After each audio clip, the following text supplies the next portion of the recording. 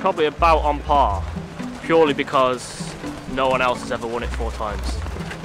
There's been one person that's won it 3, so 4 is just a next step.